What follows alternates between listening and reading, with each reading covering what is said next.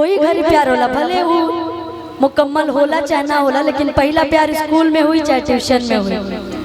तो एगो लड़की के ट्यूशन में प्यार हो जाता और जब ओकर शादी कहीं और तय हो जाता कि और से हो जाता तो वो लास्ट में अपना प्रेमी के पास जाता। घर को सीजन दर सबसे ज्यादा प्यार कब होता है? कब होता है? सुबह में, मॉर्निंग वॉक टाइम। जब जाते हैं अपना प्रेमी के लगे तो अपना प्रेमी से कहते हैं कि सुना आज हम एक्टिंग के साथ बैठ के देखते हैं।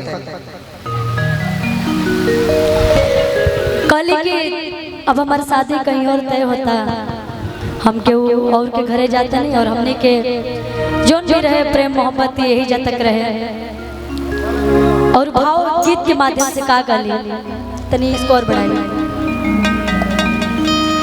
जब वो ट्यूशन में प्यार करते रही तब कल दिखाई भाई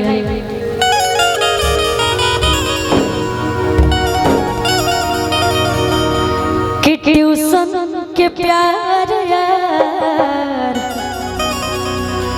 पर गइल भारी काहे चंदन तम कई बार सो करे आज जाए के तैयार होता कि जाए के तैयार होता और दूसरा के दुआरे ट्यूशन के पर गइल भारी ट्यूशन के प्यार यार पर गइल भारी जाए के तैयार होता जाए के तैयार होता दूसरा के दुआरे ट्यूशन के प्यार यार पर गइल भारी ट्यूशन के प्यार यार पर गइल भारी छोड़ के न जाओ पिया छोड़ के न जाओ पिया तुझको मैंने ये दिल दे दिया तुझको मैंने ये दिल दे दिया ओ पिया ओ पिया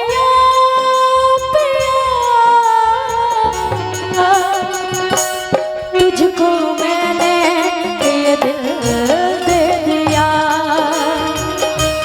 तुझको मैंने ये दिल दे दिया ट्यूशन के प्यार यार पर गइल भारी ट्यूशन के प्यार यार पर गइल भारी। अच्छा यहाँ पे जितने भी लोग हैं किसको किसको ट्यूशन में प्यार हुआ है? हमको हुआ है भाई। किसको किसको ट्यूशन में प्यार हुआ है? हमको हाँ म्यूजिक ट्यूशन से बिल्कुल बिल्कुल। इसमें से किसको किसको ट्यूशन में प्यार हुआ है? अरे खुशी हम बोलते हैं ना कि हमको हुआ है। छोटे बाबा मैं सुन ली हूँ लेकिन मैं चाहती हूँ सही में थोड़ा हुआ है, पूछ लो। सच में हुआ है? म्यूजिक ट्यूशन में प्यार हुआ है। अभी किसके मतलब ब्रेकअप हो गया कि अभी भी वो है? चल आजीवन चलेगा। आजीवन चलेगा।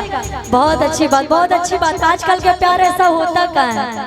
आज का प्यार ऐसा होता है ना कि पहले लोग पागल बुलाते हैं प्यार से फिर पागल करते हैं और फिर पागल बना के छोड़ देते हैं। सही बात। ट्यूशन के प्यार यार पर गइल भारी ट्यूशन के प्यार यार पर गइल भारी। ए प्रीति वो कहली कि जोन भी हमने के याद रहल उ सब आज हम छोड़ के तारा लगे जाते हैं। फोटो छिपा के रखत रही किताब में रही किताब में हो रही किताब में चेहरा न भूल पाए आई वो ख्वाब में अब तो ख्वाब में हो अब तो ख्वाब में। और जब अपना ही सिक्का खोटा हो तो दुनिया की क्या ही दोष दी जाए, सही बात है ना? हमेशा दुनिया की दोस्त नहीं दी जा सकती। जब अपना ही बेवफा है तो दूसरे को क्या ही दोस्त दे सकते हैं। लेकिन प्यार के दुश्मन भाई, प्यार के दुश्मन भाई बा दुनिया सारे, ट्यूशन के प्यार पर गइल भारे, ट्यूशन के प्यार पर गइल भारे।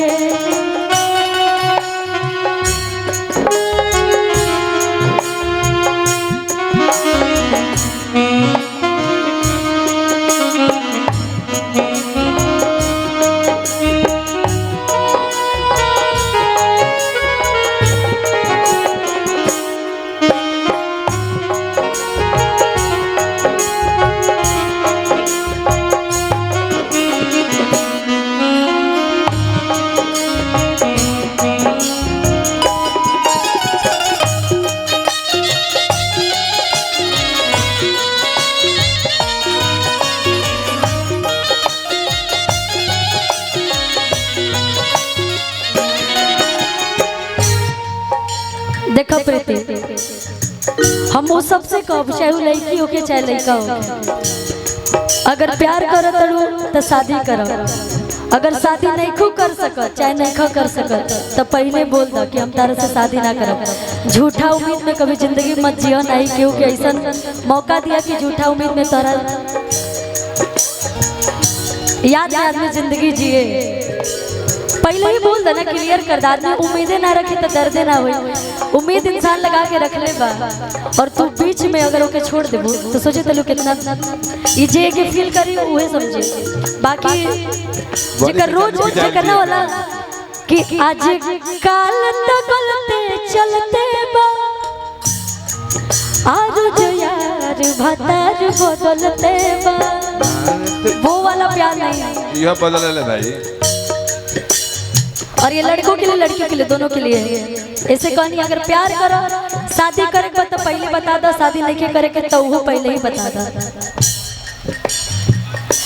बहुत सताई तो हम छुप छुप के मिला, छुप के मिला हो, छुप के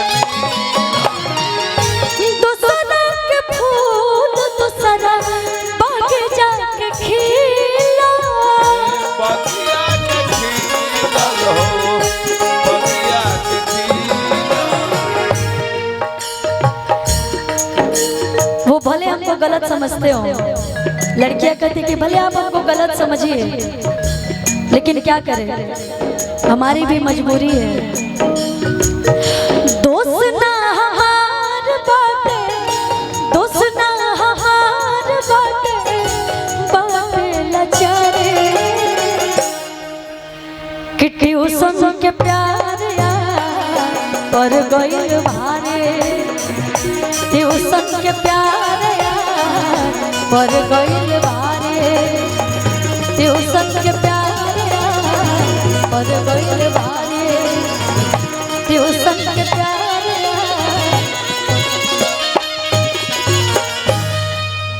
कि ट्यूशन के प्यार पर गइल भारे। रिकॉर्डिंग की